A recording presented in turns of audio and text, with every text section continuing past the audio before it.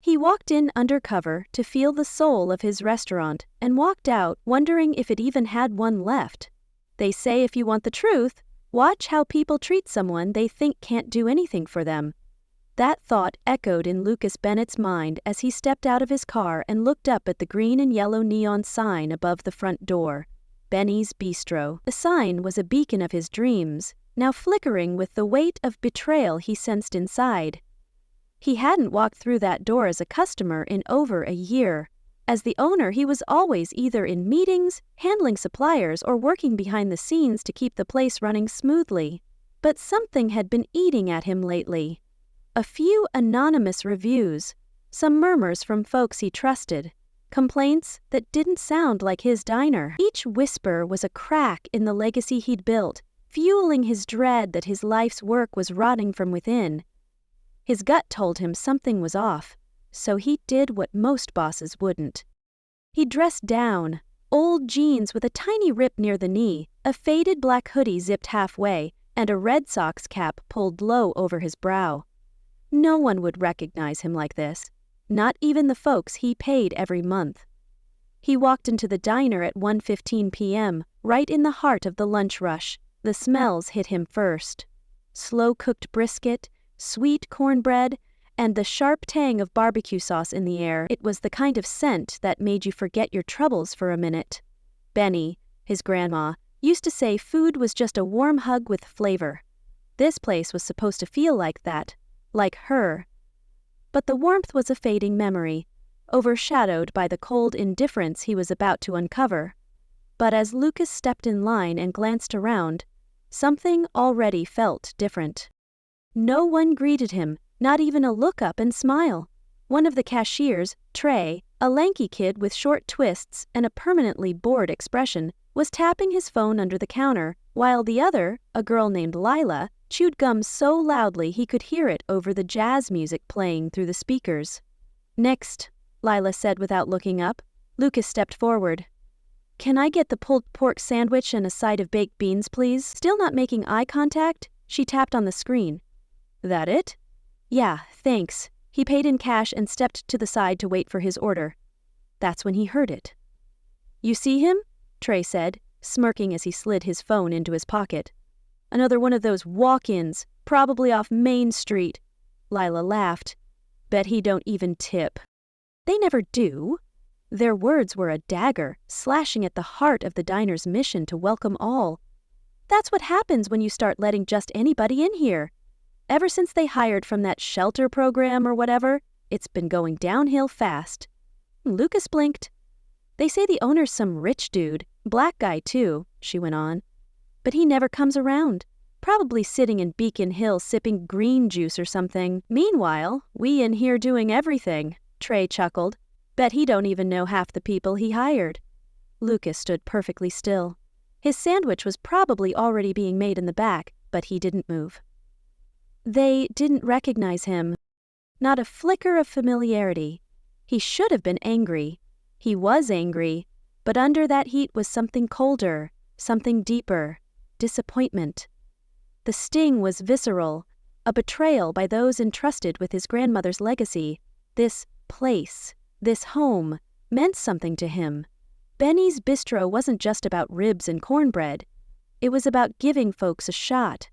Folks who'd been ignored or locked out like he had been once. But now it sounded like the people wearing his name on their uniforms didn't believe in the very heart of the place. He looked around. An older man in a suit sat near the window, frowning at his drink. A young mother tried to calm her toddler as she waited for a server who hadn't checked in for 15 minutes. There was no laughter, no warmth. Benny wouldn't have recognized this place. Lucas turned, walked slowly to the counter and said, "Actually, cancel that sandwich." Trey barely looked up. "You sure?" "Yeah," Lucas replied, his voice flat. "Lost my appetite." The words were a quiet rebellion, a refusal to partake in a place that had lost its soul. Then he walked out, pulled the door closed behind him, and sat in his car staring at the steering wheel. The air felt heavy. His fingers tapped a slow rhythm on the dashboard. He wasn't sure what hurt more, the fact that they didn't know him, or the fact that they didn't care. But he wasn't done, not even close. He had to see just how deep this problem ran, and it was time to listen before he spoke. Lucas didn't drive off right away. He leaned back in the driver's seat, the engine still quiet, his hoodie bunched up against the headrest. The words were still fresh in his ears, that lazy mockery, that carelessness. It wasn't just what they said, it was how easily they said it, like they'd done it before. Their casual cruelty was a poison, seeping into the diner's core and threatening to destroy everything he'd built.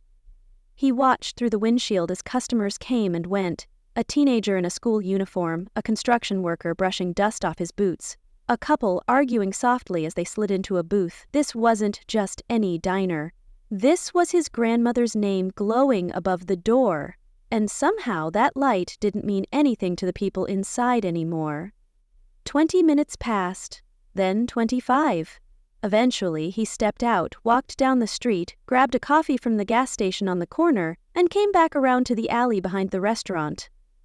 No cameras back there, just a beat-up steel door where the cooks took smoke breaks, and right above it, a cracked open kitchen window. That's when he heard more. Inside, someone was laughing, a deep, chesty laugh. Big Calvin, the grill master.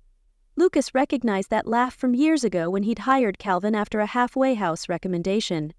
Calvin had been down bad, but he worked hard and turned his whole life around. He even mentored the younger kitchen guys. "Now I'm telling you, man." Trey's voice rang out again. "He ain't never coming back. If he does, he'll probably just walk in all fancy, act like he invented gumbo or something." Laughter. "Yeah," Leela added. "Mr. Ghost Boss. That's what I call him. Got his little picture on the wall, but he don't show his face. What kind of boss runs a joint like that?" Calvin didn't laugh. Instead, Lucas heard a chair creak. "You all know he started this place with like $500, 0 cents and a smoker in his driveway, right?" Calvin said, low and steady. His defense was a faint pulse, the last heartbeat of the diner's original spirit. "Yeah, so?" Lila shot back. "So, watch your mouth," Calvin muttered. "This ain't just a job for some folks. Some of us remember what this place used to mean." A long silence. Trey scoffed. "Man, relax. You act like he died or something. I'm just saying.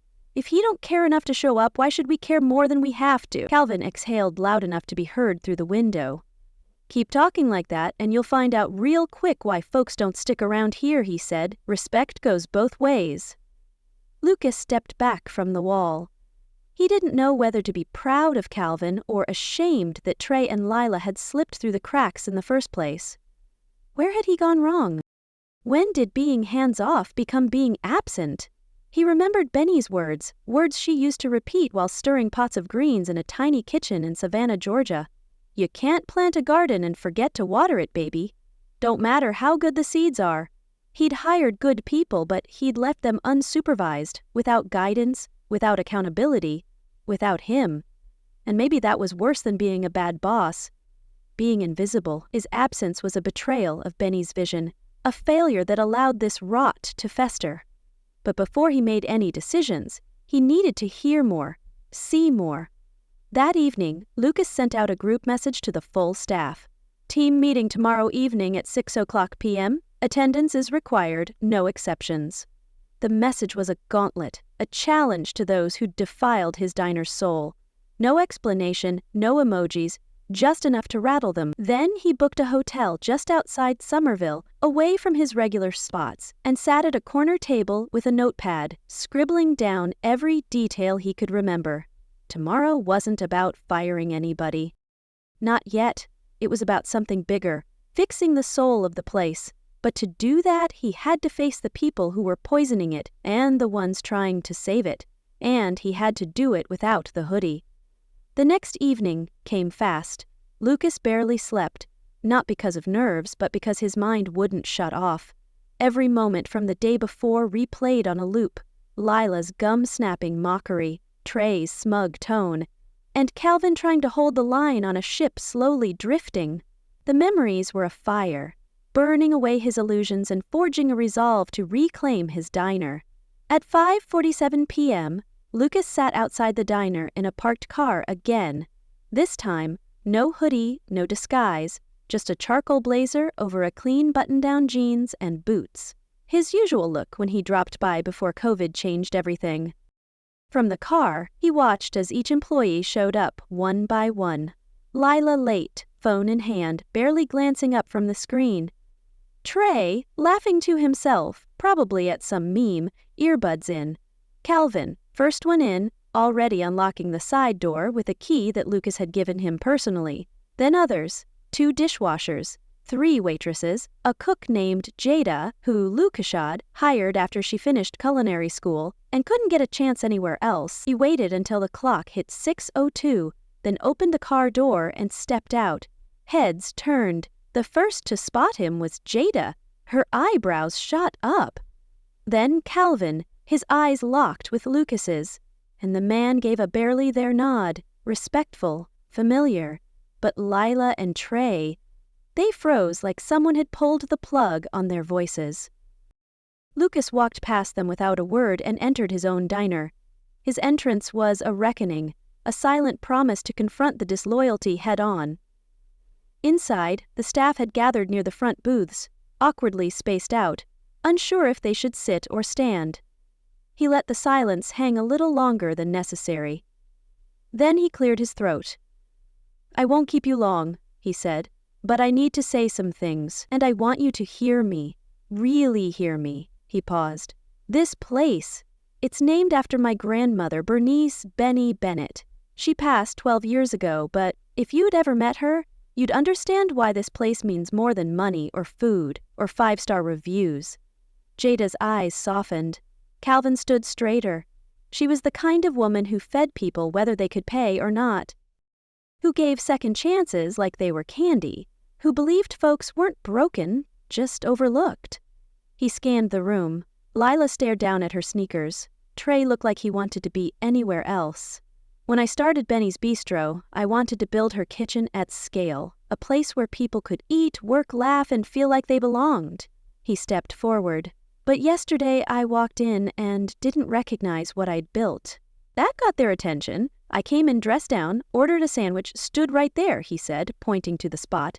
"And I heard 2 employees talking about the man who supposedly owns this place, saying he don't show up, saying he don't care, talking about new hires like they're trash. He didn't have to say their names. The entire room knew. I heard it all, and I walked out without my sandwich, without raising my voice, because I needed to understand what went wrong." The confession was a thunderbolt, exposing the venom that had infected his diner. He looked directly at Lila, then Trey. "I own this place. I built it with scraped knees and borrowed money, but somewhere along the way, I let things slide. I stopped showing up. That's on me." He took a breath. "But that disrespect, that carelessness, that's on you." The room was still, the kind of still that happens when the truth sits heavy in the middle and no one can dodge it. Nobody moved. Not a shuffle, not a cough, just 20 eyes stuck on Lucas like he'd flipped the floor upside down. Lila finally looked up, just barely.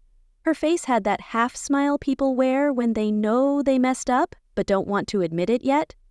Trey leaned back against the counter, arms folded, expression tight.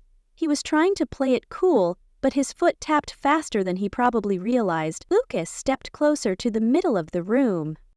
"I'm not here to yell," he said calmly, "but I am here to fix this." He glanced at Calvin. "Some of y'all still carry the heart of this place, and I appreciate that more than you know. Others?" He turned to the rest. "You've been clocking in, grabbing paychecks, and treating this place like it's beneath you. That ends now." The silence cracked a little as a server named Nia, early 30s, raised her hand slowly. "Mr. Bennett," she said, "I didn't know you were watching like that, but thank you for showing up." He gave her a nod. "I should have done it sooner," he replied. "I let my distance become confusion, let folks fill in the blanks with stories that weren't true." He turned back toward the front, now addressing them all. "I'm putting everything on the table, new rules, new expectations, but also new chances." He pulled out a piece of paper from his back pocket and unfolded it. "Starting next month, we're doing monthly staff check-ins. Real ones. not 5-minute hallway chats. I'll be in here twice a month. You'll see my face. And we're reintroducing customer feedback reviews, not the ones on Yelp, real ones from the people sitting in those booths. Someone muttered, "About time," but it wasn't sarcastic.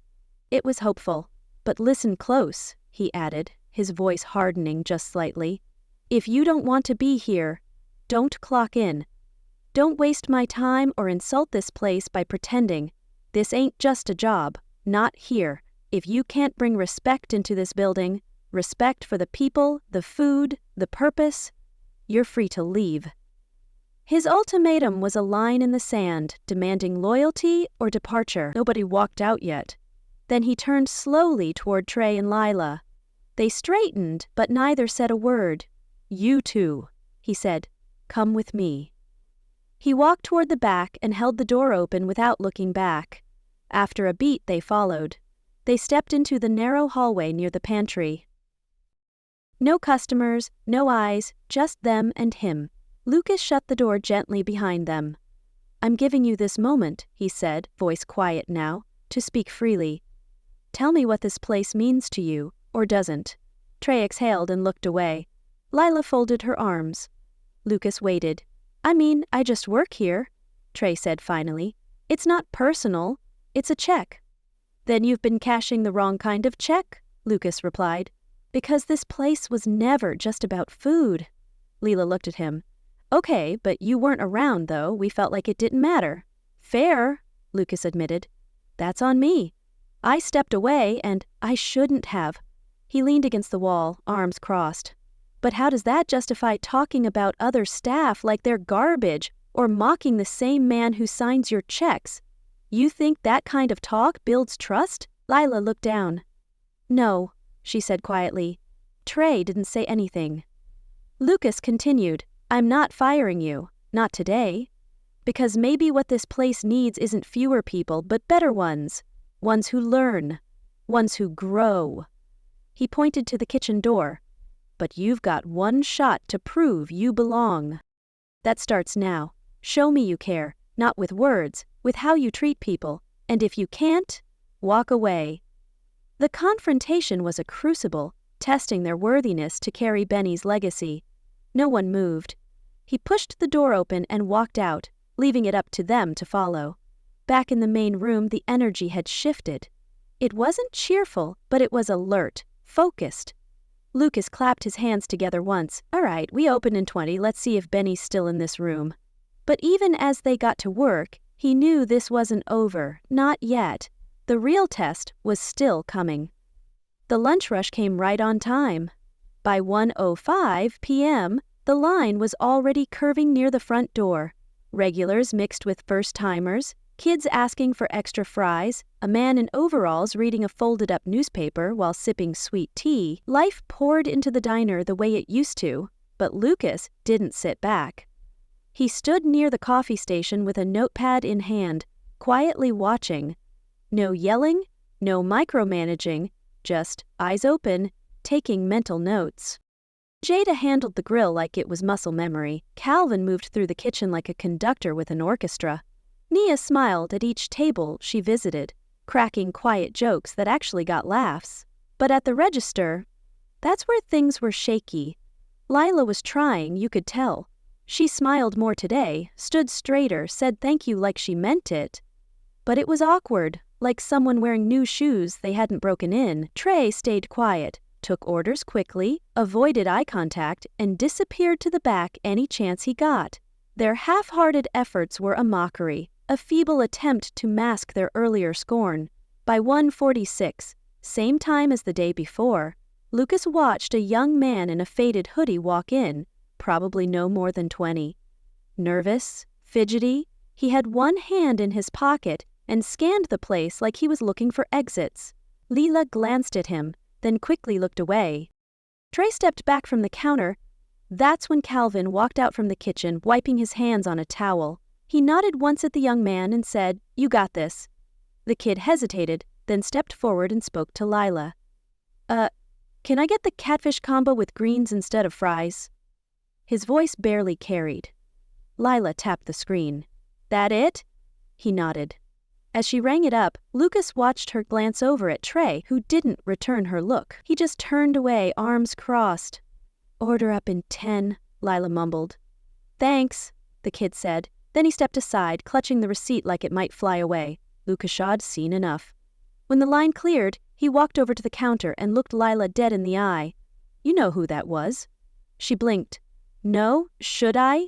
"Name's Elijah Cole. Just started the shelter program last month. Came here on recommendation." Lila's mouth opened slightly. "Oh, he's not dangerous. He's not broken. He's just trying to start over, like a lot of people who've worked here." He waited. Lila's face changed, not dramatically, but just enough. A flicker of guilt, maybe understanding. "He looked like he wanted to disappear," she said softly. Lucas nodded. "That's how most people feel when the world makes them feel small." She looked down. "I'm sorry. I mean it. I know," he said. "But don't say it to me. Say it through how you treat the next 10 people." A few minutes later, Elijah got his food. Calvin handed it to him personally, with a smile and a fist bump. That was the spark.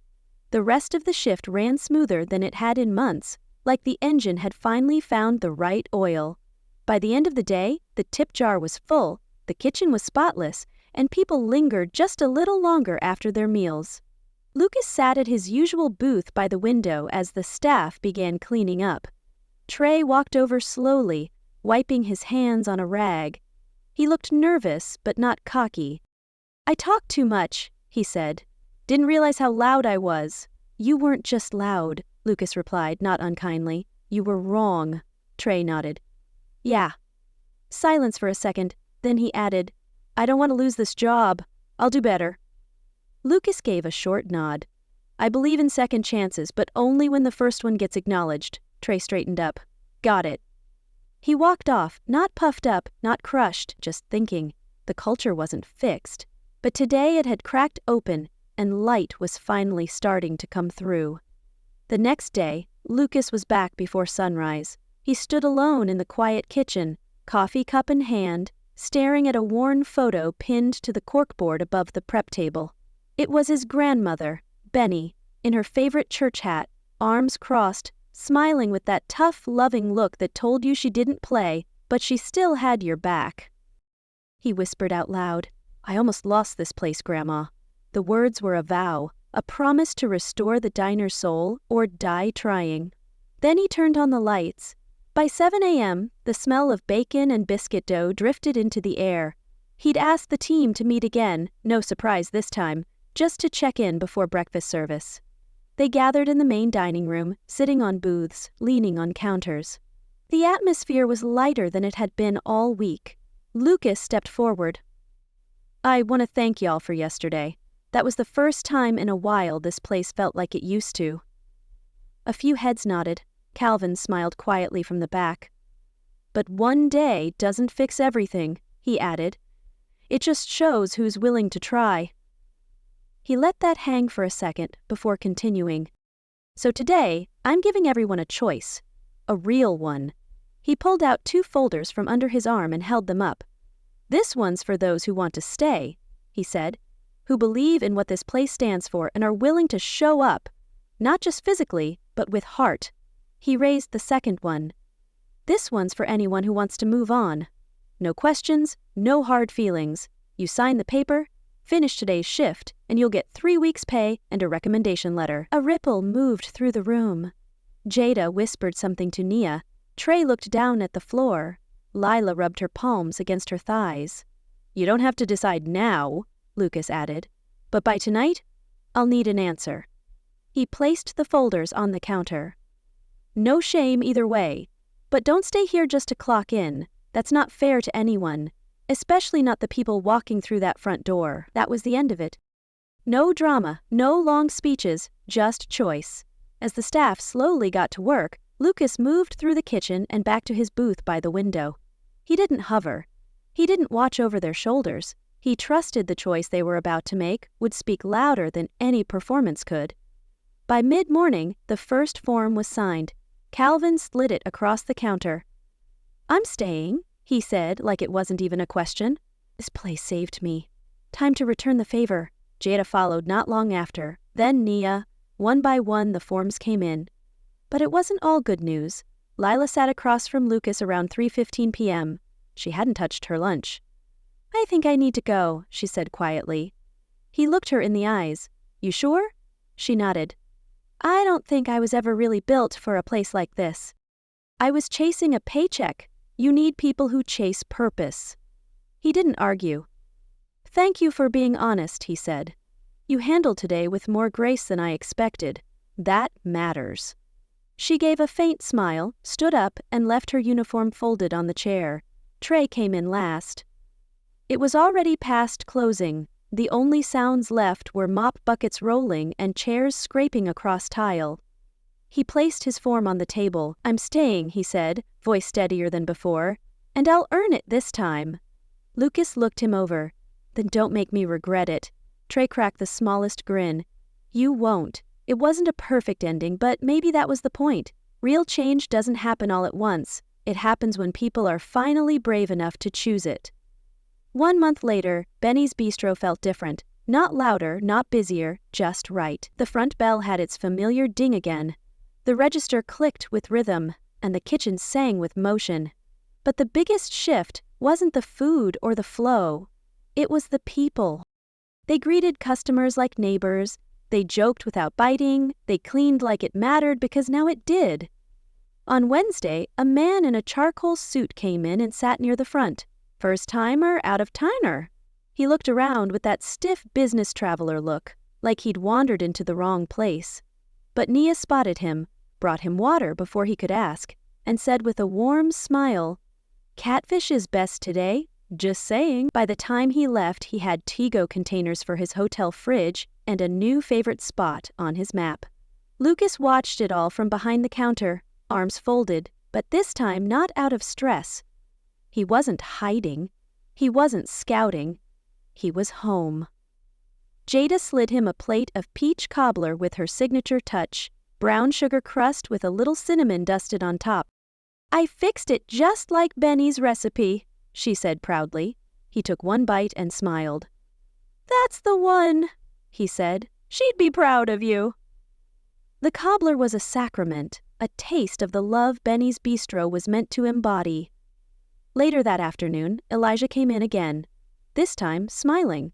Hoodie off, shirt tucked in. He'd landed a job cleaning buses over on Huntington Avenue. He'd just stopped by to thank Calvin. "I'm good, man," he said. "Really? First time I've said that in a while." Calvin clapped him on the back. "That's what this place is for." Word had started to spread. Not on Yelp or Instagram, just the old way. Through people. A mom told her sister. A mailman told a retired vet. One of the janitors from the courthouse brought 3 co-workers in on their lunch break, and quietly, Benny's Bistro became what it was always meant to be again. Not perfect, but true.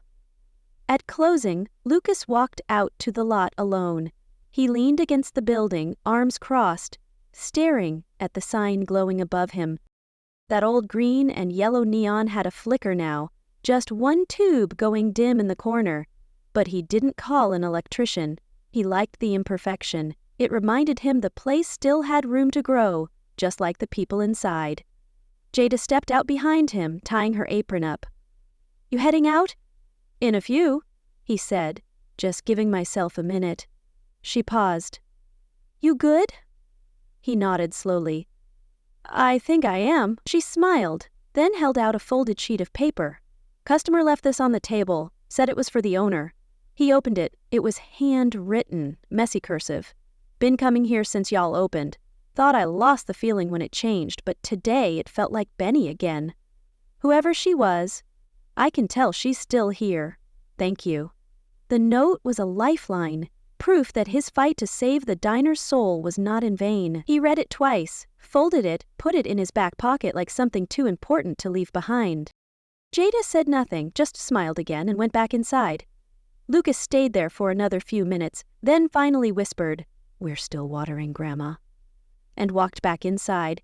Because no matter what you build in this world, it's not the walls or the name that makes it worth something. It's the people who protect the spirit behind it. Never assume a strong foundation means your work is done. Culture needs maintenance. Respect needs reminding, and second chances, they need space to grow. Show up for your people, your purpose, and yourself. If this story hit you somewhere real, share it. Not for views, but because somebody out there needs to hear it. Somebody who stopped showing up. Somebody who forgot what they built.